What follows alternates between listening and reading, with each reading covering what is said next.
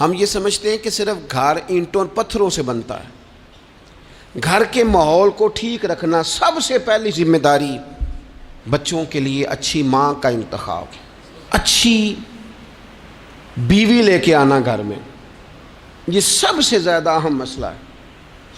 نہ مانے ہم، لیکن بہرحال ڈھیر ساری جگہوں پہ دولت دیکھی جاتی ہے شادی سے پہلے۔ ماں باپ نے بڑی زیادتی کی، بڑا ظلم کیا، ناراض نہ ہونا، بڑا ظلم کیا۔ پیسے دیکھے، بچی اور بچے کا نکاح کر دیا۔ یہ اتنا بڑا زندگی میں آپ نے اپنی اولاد کے ساتھ ظلم کیا ہے کہ آپ تو سائیڈ پہ ہو جائیں گے، لیکن وہ بیچارہ ساری زندگی اس کو بھگتے گا۔ نبی پاک صلی اللہ تعالیٰ علیہ وسلم نے الفاظ کو کھول کر بات کو واضح کر کے بتایا تھا۔ ایک تو ہوتا ہے نا کہ آپ کو کسی تشریح میں جانا پڑے، حضور نے بالکل کھول کے فرمایا کہ عورتوں سے محض ان کی خوبصورتی کی وجہ سے شادی نہ کرنا، اس لیے کہ خوبصورتی ان کو ہلاکت میں ڈال دے گی، اور فرمایا محض ان کے مال کی وجہ سے شادی نہ کرنا، مال ان کو سرکش بنا دے گا۔ یا رسول اللہ صلی اللہ تعالی علیہ وسلم پھر کیا کرے؟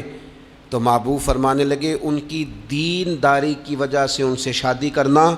اور یہ ابن ماجہ میں لفظ موجود ہیں، اللہ کے محبوب علیہ الصلوۃ والسلام فرمانے لگے کان میں سوراخ والی کالے رنگ کی باندی اگر دیندار ہو تو تمہارے لیے بڑی بہتر ہے۔ باندی ہو، رنگ سیاہ ہو، کان میں سوراخ ہو، اس سے نکاح کر لینا، شرط یہ ہے کہ دیندار ہو۔ بہت اثرات ہیں ماں کے، لہٰذا اس انتخاب کے اندر باریکی کا مزاج پیدا کریں اگر اپنے گھر کا ماحول ٹھیک رکھنا چاہتے ہیں۔ اور اگر ماحول ٹھیک نہیں ہے تو پھر آپ کروڑوں روپیہ لے آئیں، جس کے بچے ہی ناکام ہو گئے اس کے پیسے کیا کریں گے؟ آپ بہت بڑا گھر بنا لیں، لیکن اگر بچے ہی ناکام ہو گئے تو آپ کی بڑی حویلی کیا کارنامہ سر انجام دے گی؟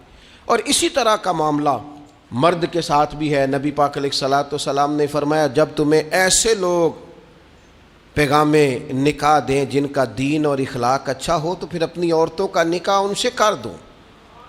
اگر ایسا نہیں کرو گے تو زمین میں فتنہ برپا ہوگا، فساد ہوگا۔ نیک مرد جب ملے تو پھر اس کے ساتھ نکاح کرو۔ صحیح بتانا، خالی نیک دے کے رشتہ دے دیا جاتا ہے؟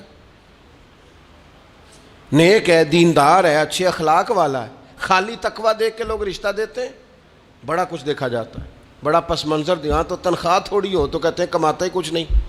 اگر تو بہو آئے تو پھر تو اس کے نصیب کا رزق ہے، اگر بیٹی نے جانا ہو تو پھر اس کے نصیب کا رزق نہیں ہوتا۔ تو جن رشتوں کی بنیاد لالچ پر رکھی جاتی ہے وہاں گھر کا ماحول درست رکھنا ممکن نہیں رہتا۔ گھر کا ماحول اس وقت درست رہتا ہے جب تقویٰ کو، طہارت کو، پرہیزگاری کو، عمدہ اخلاق کو، عمدہ اطوار کو، اچھے نظریات، ستھرے مزاج کو، گھرداری کے ماحول کو جب پیش نظر رکھا جاتا ہے، پھر حالات کچھ اور طرح کے ہوتے ہیں۔